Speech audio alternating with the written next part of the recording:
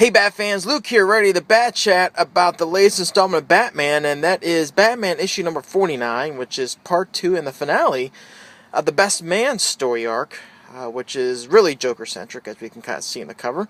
But it's also the penultimate issue of the big milestone we're all anticipating at is issue number 50, which is going to be the wedding between Batman and Catwoman. Harley, it's hard to really believe it. This has almost been a year, I think, year plus or so in the making, and it's finally going to be here, issue number 50. I think we had a proposal, was that issue number 24, I believe? So yeah, around about there. So yeah, finally here, coming up in about 2 weeks. And for this issue, we did get both covers. I got my books on time this week, so but here we have on the left, done by Mikel Janín, very good cover. Janin's art just fantastic as always. Don't mess with Catwoman on our wedding day. I think we could have maybe done without that, but neither is this. And then we have the Stanley Artgerm Lau. I can't pronounce his name. Really love this cover. Giving this one the nod, even though I love Janin's art. The able to say the Artgerm cover, just fantastic. When I found out that this artist is going to be doing the variant covers on the Catwoman series, the way I'm of course on board with that. The way I kind of do, especially the Batman centric books, what I do is I definitely get the regular cover and the variant cover for at least issue 1, and then I'll kind of go on from there and kind of stick with the main covers. But the Catwoman is going to be one of the only 3 titles that I'm going to go with the variant covers, mainly because I heard with him being doing a long cover run on Catwoman, heck yeah, I'm on board with that. Also decided to go on the variant covers with Justice League Dark because Capullo is going to be doing the variant covers for that. In Action Comics, I decided to go ahead and kind of break up the norms, and I'm getting the main covers for Superman, kind of stick with the variant covers for Action, just to get some blend in there. Kind of break the mold, because typically what I am a strictly main cover guy, and then I'll double dip if necessary. But anyway, this one in particular, giving this the nod, just a really great drawing of Batman and Catwoman here. Just it looks simple in color. You only get like 3-4 different colors in this, but it's a mix between very detailed art and very painting style, which I really enjoy the hell out of. So we were treated with 2 good covers, but I give the nod to the variant in this case. Issue number 50, there's like 3 or 4, and I got them all. So at least the quasi main variants, Jim Lee and one other, there's a couple other ones. So anyway, enough about covers. Talk about the story. And I'll be honest, I'll be a little mixed on this one because if anything else, we'll just go ahead and get the thing that I think really can't be argued is the art is great. I will say that. Janin's art in this is great. I love the Joker's design he has in this issue. It's really great, and it's been kind of consistent with that. It's not just in this issue, but you kind of seen this a little bit with ACO. The artist ACO does this, especially in Mother Panic too, when you kind of get like the parts where they want to zoom in on like key aspects of an action scene or something just out of the ordinary. Look at like a little block right here, kind of gravitate your eye to that. So it kind of help with the sequencing of the panels that I really did enjoy. But yeah, the art is just great because this is really like almost half the issue is just Janin just taking center stage. Tom King gave him a lot of room to work with, not a lot of dialogue, if any. It's just anything. It's just noise captions, bang, bang, bang, bang, swoop, and all that good stuff. But it's just really showcasing Janin's art. And then we get to about half, might be kind of bad, maybe a third. But once we get kind of here, I mean, look at the details and just the blocks of just the chaos that ensued after the bomb, obviously, that the Joker triggered off at the end of last issue, and his ultimate fight with Catwoman. You just kind of see the carnage that kind of left over. And then we go into Yanin doing a great job as we kind of go in, and I'll get into this in a minute, just the dialogue-heavy conversation between, I think that's kind of saying lightly, between Catwoman and Joker, just how, well, the conversation as you read it, and we'll talk about it, is very simple. It's just, you just kind of love how Yanin kind of choreographed through his art, how the conversation could at least be intrinsic to the eye, and I thought it was just really well done, where you see both individuals have a damn near fatal wound, and this one right here was just great. I just enjoyed this. Yeah, I need splash pages, and even this is kind of like a split splash page. Just fantastic. Yeah, it's just, his art was on point, which I don't think is really a shock. But I do want to give credit to the colorist. And I didn't catch his colors, so I gotta take a look at that real quick. Colorist, oh yeah, Jun Chung. The colors in this are great. It's just a perfect match between Yanin's art, which we'll go ahead and assume the inks as well, and Chung's colors just really are just fantastic, and Chung's colors really does kind of just pop everything off.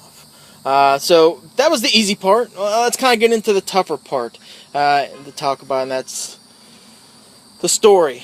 And just, I'm going to say this, and don't take it like I didn't enjoy the issue, because I did. There is a turning point in this issue where it really did turn into something I was really concerned about, into something I was like, okay, I see a theme that Tom King was going after. But to be honest, with the Joker going into this wedding, with this story arc, and I should have known with it only being 2 issues, I kind of was wanting a little more, to be honest, but it kind of is what it is. Batman, say, one picture, which I kind of mentioned, you see in the overall shot at the very end of the carnage, there's Batman right there, and the very last page where you see dialogue from him, but you don't even see him, that's all you see. So 2 pages, half of that is a splash page of him just unconscious on the ground, and then the other page of him, half of it is just him just kind of regaining himself. He's not really in this issue. So this really comes down to is an interaction between Joker and Catwoman, which, if you go back through time, it's the thing that, it's interesting because Catwoman nowadays is one that kind of, walks the line, could kind of, between good girl and villain, hero, villain, not really even a hero, I would say anti-hero, probably at best, kind of like a Jason Todd, Red Hood type of thing. And if you kind of look at it, and this is something that Joker talks a lot about, is that, I mean, she used to run with the bad folks, quite exclusively almost. Joker, Riddler, Two-Face, Penguin, Mad Hatter. It's all things that Joker kind of mentions. And basically what happens is that during their initial fight, it comes down to both individuals kind of get a really good hit on each other. The Joker actually shoots Catwoman right in the stomach, and spoilers, whatnot, but kind of like paralyzes her. At least temporarily. I mean, it's through the gut, so we're just assuming it's just a real bad gunshot wound and not really through the spine or anything like that. And Catwoman does is that she gets, as you see right there, see Catwoman gets shot through the gut. And then Catwoman takes a swipe at Joker's carotid artery, and he's basically bleeding out. What's basically holding him from dying is that he's got his left hand and he's covering up the wound. And Catwoman obviously can't move. So basically what happens is that both these individuals are wounded so bad that they can't move. So, and it's broken down into a conversation between the two. And I'll be honest, once we hit this part right here, kind of going into here, I was a little worried because the dialogue, and you keep seeing, like, you'll go from one phase of the conversation and say, later, later, later. And to be honest, the first couple iterations or the installments of the conversation was not all that good, to be honest. I was worried. I thought this was just going to be just gibberish. I don't want to say gibberish. I didn't know what the point was.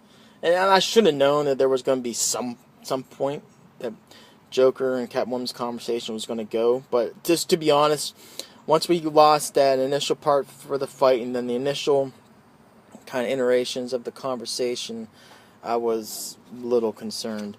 And then we get to a point where Joker started talking about Batman. And that we all know that Batman was created on tragedy, and he's a brooding character and whatnot. That's just shtick. But he mentioned a thing that you and you finally get the point what Tom King was trying to get after here. And it's something that kind of played into the scene that seeded in my mind that I'm wondering if they're going to revisit this, because you almost have to. And I don't know what kind of impact this is going to have on the wedding, which, to be honest, there's a panel here that made me think. Not really think, but it's in the back of my mind that I just don't see this conversation happening in this one panel where it's just, how can I not have a consequence? But basically what Joker brings up, it's a great point that he is what he is. He's Batman. He's brooding, and that's why he likes the Joker. He's his chaos to the order, whatnot. And the Catwoman brings up a point early in the conversation that the reason why she kind of got closer to Batman and kind of figured him out more is that she figured out that, at the end of the day, Batman wants happiness. And I can bring him that happiness. I'm just like him, whatnot. But just where Joker kind of brings that point she's bringing, kind of spins it on his head. And goes, if he's happy like that, then he's not Batman. That Batman that, that we all know, he's that brooding misery type of character. And then if he gets married, he's going to be happy, and he's not going to be Batman again. And when he mentions that, I'm sorry, you just see this one, it's a still image that, it's right there. It's Joker, he says that, I'll just kind of go back to it. He says, now, all I have to do is kill everyone, Harvey, Edward, Oswald, on and on, but me, but not you. It'd be too easy, and he'd be so happy. But Selina, don't you understand? That's why I'm here now, with you. If I did that, if you do this wedding, if he found some joy, he'd lose the frown and the costume and the big black bat. He can't be happy and also be Batman. And he says this, and Catwoman doesn't have a response to that. And that's a great point. That I don't see how this being brought up, it doesn't have a point of consequence. Because this is, him getting married, this is going to change Batman. For good or for bad, for little or more, there's going to be a shift in the Batman character. This is going to bring some joy to him, because we don't see Batman, even Bruce Wayne, when he's in Bruce Wayne part of his persona, you rarely see him happy. And when we do see him quote-unquote happy, it's part of an act for the most part. So I thought that was a great point, and that was one thing I was kind of glad that kind of brought up in this issue, because now you kind of see the theme that I think Tom King was trying to get after in the short 2-issue story arc. And it kind of left you wondering. What basically happens here is that it's something that Joker kind of mentioned, the fact that he can only use one hand, so he's going to take the risk of moving his hand from the gunshot wound, risk bleeding out so he can real quick load his gun again and shoot Catwoman while she's helpless and before he passes out. But basically what ends up happening is he, I guess, passes out. Also, he ain't going to bleed out, which he was talking about what could happen if he waits too long, which apparently he sort of did. Whatever. To be honest, the ending was kind of, I don't know. Then Batman kind of wakes up again. This is him. His dialogue here mentions that he's shot and he was paralyzed. He couldn't move. Also, he's glad that Catwoman's alive. But Tom King put some dialogue here, and I didn't get it. He says, "We'll make it. I swear. What the Joker wanted, I don't know. But he didn't get it. Ha ha ha." I get what he's saying, but I don't know. There's another thing that makes you wonder. So why is Catwoman laughing? I don't know. Just makes you wonder, what's this mean? laughing like she gets the joke he's trying to say finally. And then if that's the case, I'm kind of interpreting this as not being something good. That what he said made sense to her, and then she gets it. She gets the joke. She gets the punchline that Joker was saying. Or the punchline he references death early is the ultimate punchline. And we're being led to believe he's dead. And I don't know. This ending I didn't really get. So, and that's basically the issue. Kind of a weird cliffhanger going into the wedding. All in all, art's great. We had that big part of the theme, which I did like, that one point that the Joker brought up. But another thing that kind of really bothered me, just to be frank, all this conversation, it's like the Joker can't walk around.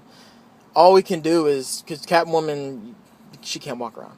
So all Joker really had to do, I mean, granted, he might not be able to shoot her, but he could at least get up and walk away while just keeping pressure on the neck wound.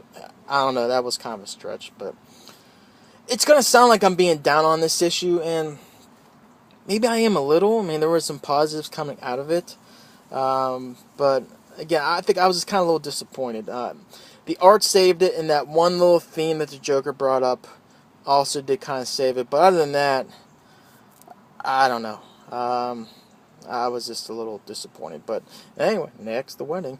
We'll just kind of see. We'll kind of see what's going to happen in this next issue. Again, with the Joker, maybe I just expected a little bit more. Something more fleshed out a little bit. It just felt kind of whatever. And if anything, it's more just Catwoman Joker. Because some of that dialogue that the Joker had with Batman, I would have enjoyed it if it was, or what Joker had with Catwoman, I probably would have enjoyed it more if it was Joker having it with Batman, but, all in all, at the end of the day, some positive takeaway from this, some negatives. I'll give it a 2.5. It's kind of average. Might be a little lower than maybe some people have thought, maybe were expected, at least again, I kind of expected more, but still, not a terrible waste of time, not an insult, but just kind of a letdown. But we'll see. Next issue. See how it kind of goes. So, anyway, those are my thoughts on Batman issue number 49. Hit me up in the comments below what you thought about it. We'll bat chat and kind of go from there. Next video, not sure. Kind of rethinking about how I'm doing the videos again. Might do Detective's in kind of a weird spot right now, so unless something, I really haven't had much really to say about it, to be honest, post Tynan's End. So we'll kind of see if I just kind of take a hiatus from Detective anyway and just kind of stick with Batman, and kind of go back to Bat Classics. Maybe kind of pick up some of those other Batman related books. I would tell you the last installment of Red Hood, I think it was issue number 23, dealt with a story about his father, was phenomenal. Might have been one of my favorite Red Hood and the Outlaws issues in Rebirth. It was just, I enjoyed the heck out of it. Justice League, so far, Snyder doing good after 2 issues. Brave and the Bold, it was a read this week, to be honest. But art was great, and you finally kind of get what Liam Sharp was getting after. So that was good. What else? I don't know. We'll see. We'll kind of see what the weeks that Batman don't show up on the shelves, what I do on those kinds of off weeks. So, anyway, unless you want to tell me what you want to see, maybe I'll take that into consideration and go from there. So, anyway, until next video, take care.